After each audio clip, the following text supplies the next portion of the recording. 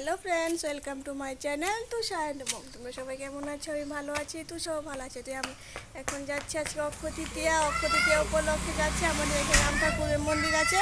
তো তুষার স্কুল থেকে এসে আমরা এখন যাচ্ছি রাম ঠাকুর মন্দিরে প্রসাদ খেতে। তোমাদের সঙ্গে একটু শেয়ার করবো। দেখবে মা অলরেডি মা দরজা লাগাচ্ছে, এত তুষার এখন ডাকছে। দেখো দেখো আমরা যাচ্ছি।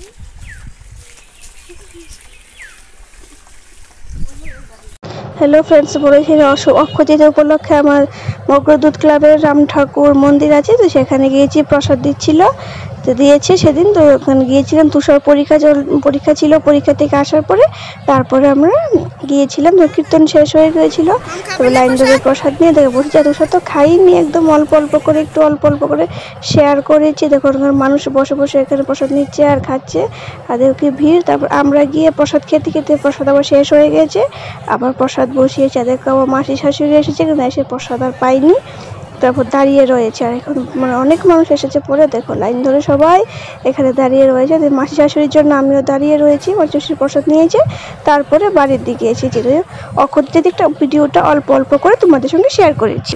আমাদের খিচুড়ি প্রসাদ দেওয়া শেষ, এখন আমরা বাড়িতে চলে যাচ্ছি। অত সাথে কিছু খাইনি আমি খেয়েছি, মা খেয়েছে, এখন বাড়ির দিকে চলে যাচ্ছি। তো তোমাদের অক্ষয় তৃতীয়া উপলক্ষে আজকে ভিডিওটা অল্প একটু শেয়ার করেছি। আজকে ভিডিওটা এখন পর্যন্ত, ভালো লাগলে লাইক শেয়ার সাবস্ক্রাইব করে দিও। বাই বাই, সবাই ভালো থাকবেন।